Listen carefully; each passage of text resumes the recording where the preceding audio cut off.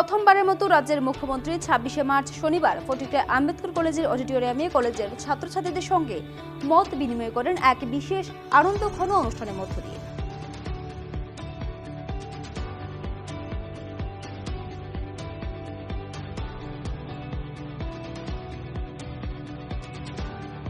মুখ্যমন্ত্রী এদিন দুপুরে কুমারঘাট পূর্ত দপ্তরের ময়দানে চপারে অবতরণ করে কনভয়ে সোজা ফটিকরা আম্বেদকর কলেজে চলে যান।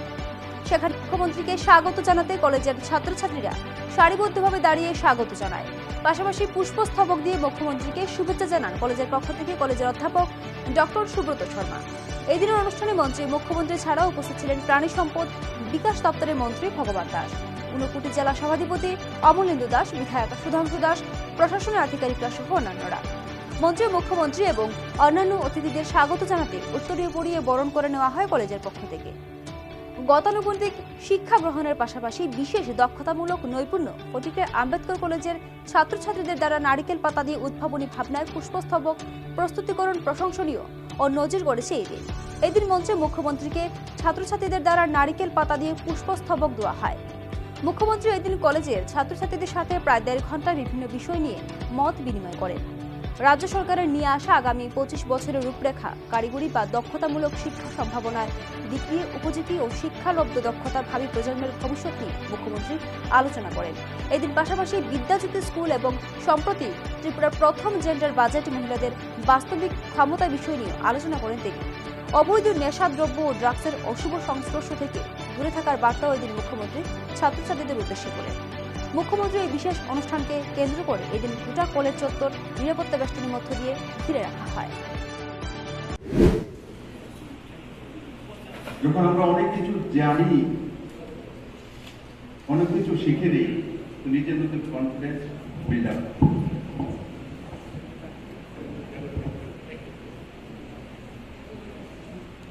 যখন কনফিডেন্স বিল্ড আপ হয় তার মধ্যে ব্যক্তিত্ব আসে, পার্সোনালিটি।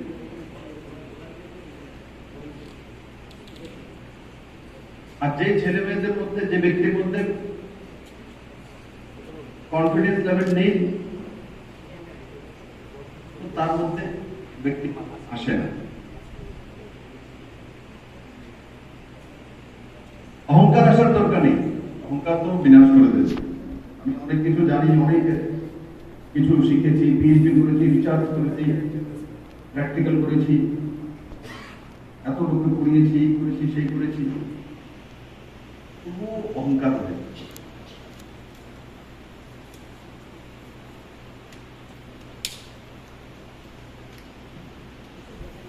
আমরা শুধু ক্লাসে বা কলেজে পড়াশোনা করলে কি হয়, সাবজেক্ট পড়াশোনা করলে কি হয়ে যাবে নিজের জীবনে এস্টাবলিশ হয়ে যাবে, ऐसा नहीं।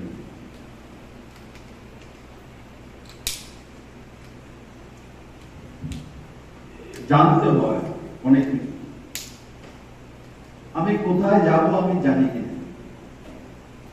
যেমন আমি ছোট ছিলাম, গ্রামের ছেলে তোমাদের মধ্যে, তো ওই সময় এক প্রবাদ ছিল, ছোটবেলা থেকেই যখন ক্লাস 1-এ বা আমাদের সময় তো নার্সারি ফার্সারি আমরা পড়িনি, ক্লাস 1-এ ভর্তি হতো। এখন তো প্রি নার্সারি, নার্সারি, তারপরে গিয়ে স্ট্যান্ডার্ড কেজি 1, কেজি 2 এইসব করে, তারপরে স্ট্যান্ডার্ড 1 অনেক ক্লাস। তো ক্লাস 1 থেকে যখন স্কুলে যেতাম, ড্রেস ড্রেস পরিয়ে মা কি বলে যেত, তখন তো আমার মধ্যে ম্যাচুরিটি নেই, ছোট ছেলে। আমার মা বলতো, বড় হয়ে কি হবি যদি জিজ্ঞাসা করে, বাজার কাকু কি বলবি, ডাক্তার বই বলতাম। আমাকে শিখিয়ে দেওয়া হয়েছিল, আমি এটাই বলতাম যে বড় হয়ে কি হবে, ভাতিজা ডাক্তার। মা শিখিয়েছে, কিন্তু ডাক্তার, ইঞ্জিনিয়ার, ব্যাংকার আমাদের সময় তিনটা প্রফেশন সবচেয়ে সম্মানজনক এবং রোজগারও আছে, আর্থিক দিকটা ভালো থাকে। তো আমরা যখন ছোট ছিলাম তখন সমাজের মধ্যে এমনই হতো, গ্রামে গ্রামে তাই তো শিক্ষিত মা হোক আর পড়াশোনা কম জানি এমন মা হোক, সবাই ছেলে মেয়েকে শিখাতো বড় হয়ে ডাক্তার হবে, ইঞ্জিনিয়ার হবে, ব্যাংকার হবে। যাওয়ার সময় দেখলাম মেয়েটা পড়ছে সকাল থেকে, আবার বাজার থেকে আসার সময় দেখলাম তখনও পড়ছে। দেখো কত ভালো মেয়েটা, পরীক্ষা এসে গেছে আর সারাক্ষণ পড়াশোনা করছে, আর তুমি বসে এখানে বসতে পারছ, তুমি এখানে খেলদোল করছো। কিন্তু যখন রেজাল্ট আসে দেখা যায় যে প্রথম দিক থেকেই আধা ঘন্টা 1 ঘন্টা করে পড়েছে, সে ফার্স্ট ক্লাস পেয়ে যায়। যে 8 ঘন্টা পড়ছে সে হয়তো 3rd division, 2nd division. Quality of time দেওয়া, কোয়ান্টিটি অফ টাইম।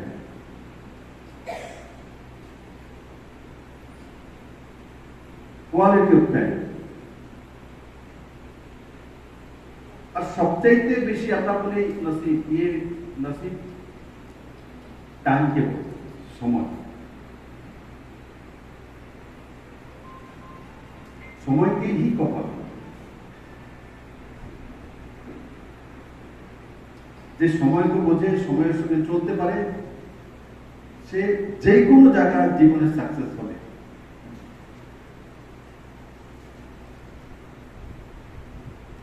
দেখো, আমি 3টি রাজ্যের শপথ গ্রহণ থেকে এসেছি। মুখ্যমন্ত্রী মণিপুরের শপথ হয়েছে, উত্তরাখণ্ড হয়েছে, উত্তরপ্রদেশ হয়েছে, और কালকে যাব গোয়াতে।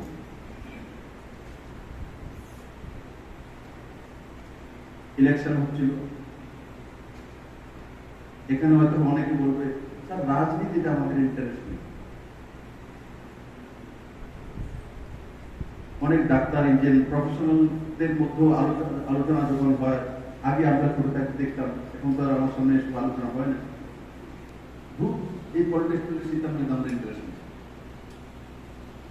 কিসের মধ্যে ইন্টারেস্ট? বলে আমি তো টিচিং প্রফেশনে আছি, এটার মধ্যে আমি নিজেকে তখন দেখা যায় না পলিটিশিয়ান, ইয়ে তো মানে सबसे गायब हो गए। हम लोग प्रोफेशनल, हम लोग आगे लोग। किसी ने बोला, কে বলেছে? এটা আপনাদের আত্ম অহংকার, ভুল। আপনারা তৈরি করতে পারবেন না রাজ্যের নিয়ম কি, ব্যবস্থা কি। ডেমোক্রেসিতে চুনাওয়া ব্যক্তি, সে কোনো পলিটিক্যাল পার্টি থেকে আসুক, ইন্ডিপেন্ডেন্ট হোক, সে ত্যাগ।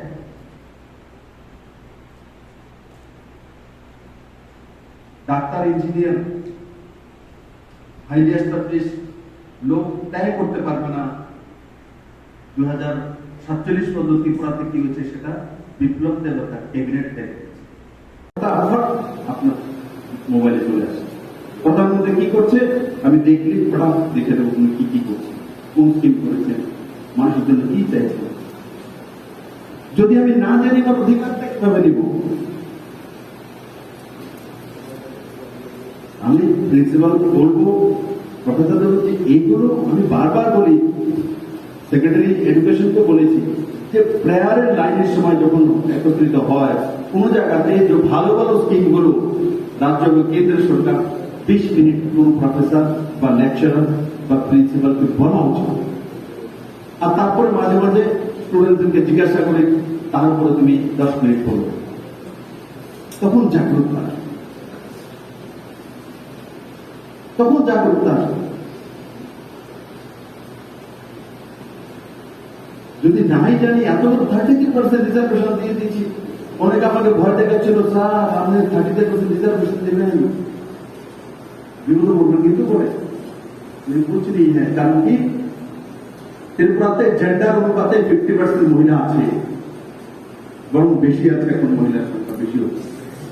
তো জেন্ডার, এবার আমি জানি না এখানে প্রিন্সিপাল জানি কিনা, এই প্রথমবার ত্রিপুরাতে জেন্ডার বাজেট ঘোষণা করে এবং পুস্তিকা হবে যে জেন্ডার মানে মহিলাদের জন্য বাজেটে কত শতাংশ পয়সা আছে, 26,893 কোটি টাকা যে বাজেট করেছি, সেই বাজেটের মধ্যে মহিলাদের জন্য কত হাজার কোটি টাকা সেটার পুস্তিকা তুলে ধরছে। কতগুলো রিফর্ম।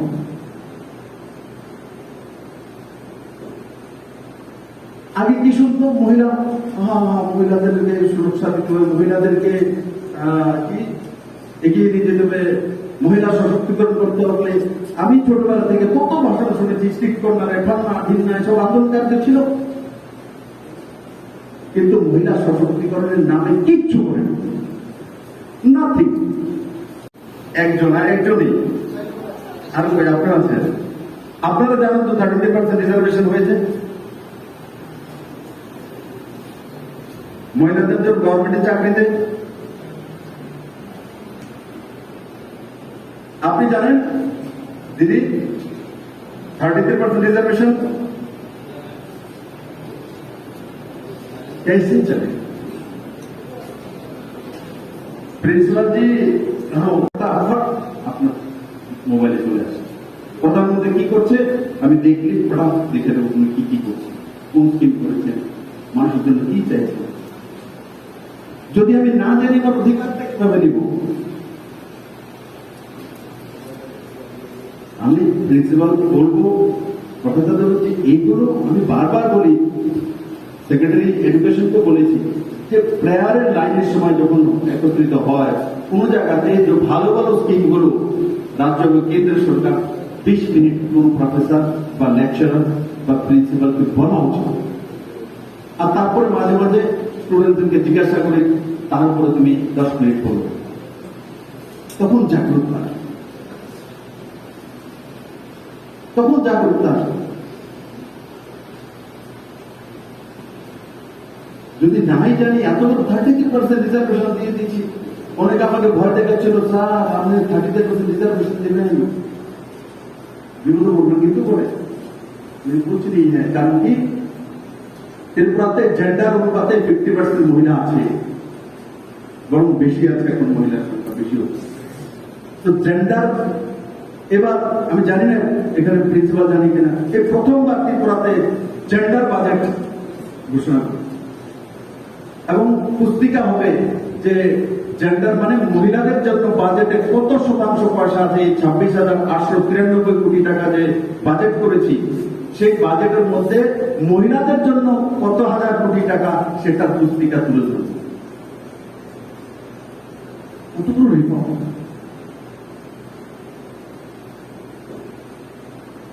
আগে কি শুনতো মহিলা, মহিলাদেরকে সুরক্ষা দিতে হবে, মহিলাদেরকে কি এগিয়ে নিয়ে যেতে হবে, মহিলা সশক্তিকরণ করতে হবে। আমি ছোটবেলা থেকে কত ভাষণ শুনেছি, স্ট্রিক্ট কর্নার, এফান্না, ঢিন্না, এসব আন্দোলন কার্য ছিল,